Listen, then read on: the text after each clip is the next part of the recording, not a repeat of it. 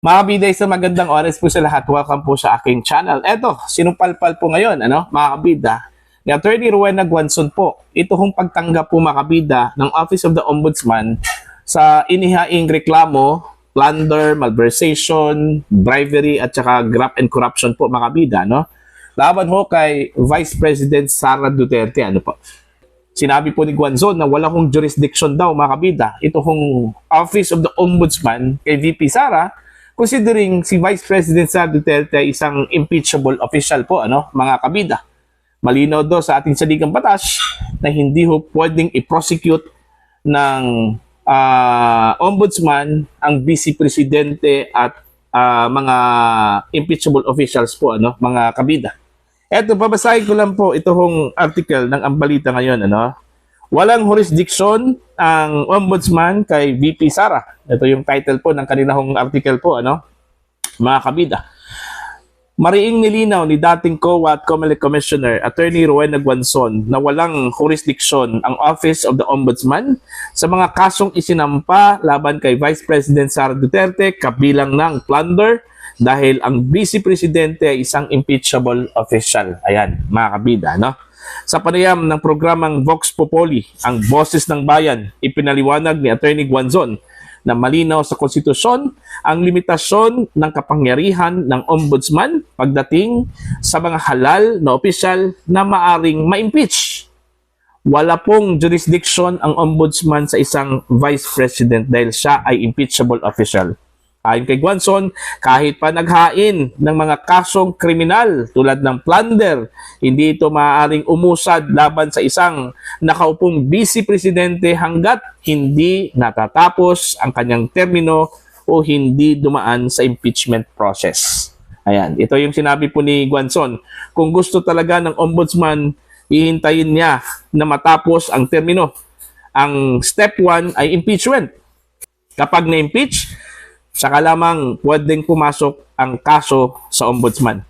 Dagdag ni Guanzon, ang paghain ng mga kaso ngayon ay maaaring magsilbing ingay pampolitika, ngunit hindi ito agad magkakaroon ng legal na epekto dahil sa kawalan ng jurisdiction. By itself, yung plunder, wala pong jurisdiction ang ombudsman sa ngayon. Ayan. Yun po yung naging pahayag po, mga kabida, ni Attorney Rowena Guanzon, na wala daw jurisdiction po itong Office of the Ombudsman, mga kabida. Okay? Meron po akong ni-research, mga kabida, patungkol ho sa anong pwedeng gawin po ng Office of the Ombudsman pagdating ho sa mga complaints laban ho sa mga impeachable officers, mga kabida. Katulad na lang po ng Vice Presidente po natin, Okay? Sabi po ni Attorney Guanzon, walang jurisdiction po ang ombudsman over Vice President Sara Duterte, Okay? Sa ilalim po ng ating saligang batas, 1987 Philippine Constitution, the Office of the Ombudsman may investigate impeachable officials. Malinaw po ito, mga kabida, including the Vice President. But, meron pong but, it generally cannot file or pursue cases in court while the official is in office except through impeachment. So malinaw po ang sinabi po ng ating saligang batas, mga kabida. Pwede hong mag-imbestiga, okay, ang Office of the Ombudsman. Pero as to the filing of cases laban ho sa impeachable official, katulad na lang po ng Vice Presidente, ay ipinagbabawal po yun, mga kabida. Hindi ho pwedeng mag-file ng kaso ang Office of the Ombudsman laban ho sa Vice Presidente, mga kabida. Okay, ito yung breakdown po niya. Who are impeachable officials? Ito po. Sa ilalim po ng Article 11, Section 2, okay, ito hong mga impeachable officers po, mga kabida, katulad na lang po ng Presidente, Vice Presidente, members of the Supreme Court, members of the Constitutional Commissions, Ombudsman. Ayan, pati pala yung ombudsman, impeachable officer din, mga kabida. Alright? Eto, they may be removed only by impeachment, not by ordinary criminal or administrative proceedings while in office. Okay, malinaw po. Okay, sabi po ng ating saligang batas, ang mga impeachable officials po, mga kabida, ay maaari lang pong matanggal sa kanilang trabaho, sa ilang posisyon, sa pamamagitan po ng impeachment proceedings at hindi po ang criminal at administrative proceedings po, mga kabida. Okay, number 2. Can the Ombudsman investigate the Vice President? Malinaw po yun sa first paragraph na sinabi ko po kanina, binasa ko po kanina, mga kabida. Yes. Okay? The Ombudsman has the constitutional authority to investigate any public official, including impeachable ones. Ayan. Malinaw yan, mga kabida, Although wala hong sinabi ang ating saligang batas, walang provision po na nagsasabi ho na vice presidente, presidente, ano pa yung iba pang mga impeachable officials po, mga kabida. Pero malinaw po sa saligang batas na ang sinabi po, mandato po ng Ombudsman, they can investigate public officials and employees. Okay? Public officials and employees. And since the Vice President and any other impeachable officials are public officials, mga kabida, pwede ho silang maimbestigahan ng Office of the Ombudsman. Okay? Investigation can include fact-finding, evidence gathering, determining whether there is a probable cause, mga kabida. Okay? This is important because the findings may be used to, una, support an impeachment complaint. Alright? Preserve evidence for future prosecution after removal from office. Ayun, pwede ho. Pwede hong mag-imbestiga ang Ombudsman. Wala hong pumipigil sa kanila, sa ilalim po ng ating saligang batas, mga kabida. Okay? Pero, yung magiging resulta doon ho sa kanilang investigasyon, ang findings po, mga kabida, maaari hong gamitin para ho sa isang impeachment proceedings.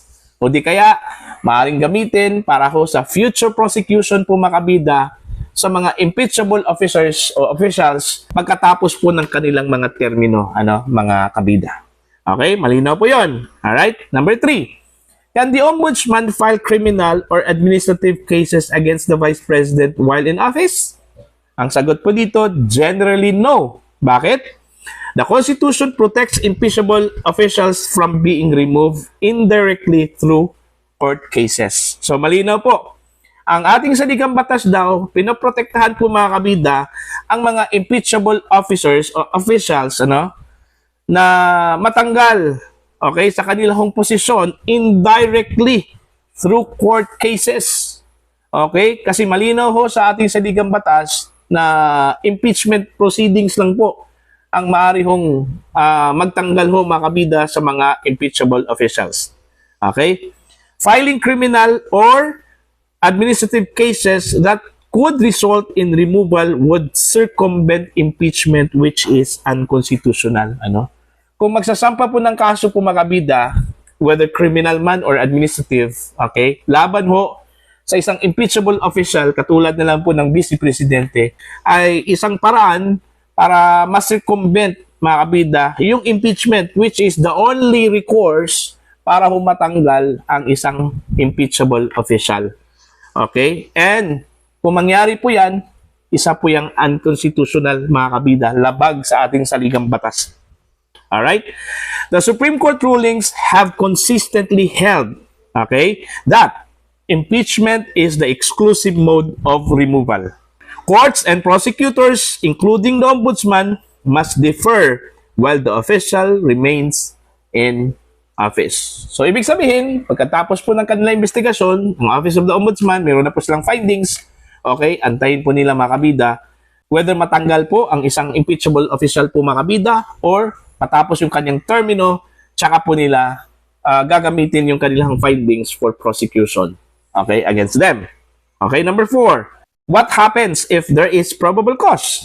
Anong mangyari kung meron pong probable cause after the investigation of the Office of the Ombudsman at they find out, mga kabida, na meron pong probable cause na pwede hong isampa ang kaso sa korte, mga kabida? Ito po, the Ombudsman may prepare findings, recommend or support impeachment proceedings before Congress. Ayan. Okay? File cases only after the official is impeached or convicted or the official's term ends. So ito, practical summary po, mga kabida, para po maintindihan, ang Office of the Ombudsman, okay, Can investigate VP Sara? Yes. Can gather evidence? Yes. Recommend impeachment? Yes. File criminal or admin case while in office? No. Ayan. File cases after removal or end of term? Yes. Yan yon.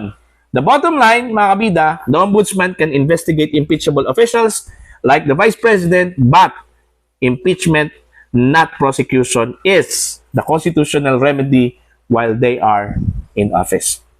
So malinaw po, mga kabida, no? Yung sinabi po ni Attorney Rowena Guanzon, okay, na wala hong jurisdiction, yes, partly. Walang jurisdiction when it comes to filing the cases, ano? Laban ho sa Vice Presidente, pero pagdating ho, mga kabida, sa investigasyon, pwede hong mag-imbestiga. Ang Office of the Ombudsman, meron po silang jurisdiction. As a general rule, pwede ho silang mag-imbestiga, mga kabida, sa mga public officials, including impeachable officials, mga kabida. Alright? Para ho sa inyong opinion at pananaw, ano, mga kabida, please comment down. Sa mga hindi pa po subscriber sa channel, please subscribe. Just click the subscribe button, click the notification bell, click all para updated po kayo, mga kabida, sa aking uploads. Maraming salamat po sa inyo lahat.